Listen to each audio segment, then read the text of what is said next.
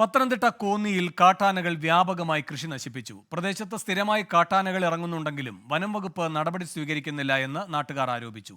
ശ്രീജിത്ത് ശ്രീകുമാരൻ പത്തനംതിട്ടയിൽ നിന്ന് കൂടുതൽ വിവരങ്ങളുമായി ചേരുന്നു. ശ്രീജിത്ത്, എന്തൊക്കെയാണ് വിശദാംശങ്ങൾ? വേണു, ഇന്നലെ രാത്രിയോടുകൂടിയാണ് ഇത്തരത്തിൽ കാട്ടാനകൾ വ്യാപകമായ തോതിൽ കൃഷി നശിപ്പിക്കുന്ന ഒരു സംവിധാനത്തിലേക്ക് കടന്നത്. എന്തായാലും ആ പ്രദേശത്ത് മണിറ ഭാഗത്ത് വ്യാപകമായ തോതിൽ കാട്ടാനകൾ ഇറങ്ങുന്നത് പതിവാണ് എന്നാണ് നാട്ടുകാർ പറയുന്നത്.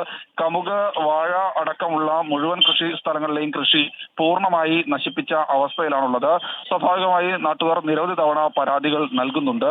വാർഡ് മെമ്പർ അടക്കം വനംവകുപ്പിനെ അറിയിക്കുന്നുണ്ട്. പക്ഷേ വനംവകുപ്പ് അധികാരികൾ കാര്യമായ രീതിയിൽ ഇടപെടുന്നില്ല എന്ന പരാതി മറ്റെല്ലാ ഇടങ്ങളിലെയും പോലെ ഇവിടെയും നാട്ടുകാർക്കുണ്ട്. എന്തായാലും വലിയ പ്രതിഷേധം നാട്ടുകാർക്കുണ്ട്. ഏക്കർ കണക്കിന് കൃഷിയാണ് ഇപ്പോൾ നശിപ്പിക്കപ്പെട്ടിരിക്കുന്നത്. കർഷകർ എന്തു ചെയ്യുമെന്നറിയാത്ത ഒരവസ്ഥയിലാണ്. ദിനം പ്രതി കാട്ടാനകൾ ഈ മേഖലയിലേക്ക് ഇറങ്ങി കൃഷി നശിപ്പിക്കുകയാണ്. ശ്രീകുമാരനാണ് പത്തനംതിട്ടയിൽ നിന്ന് വിവരങ്ങൾ നൽകിയത്.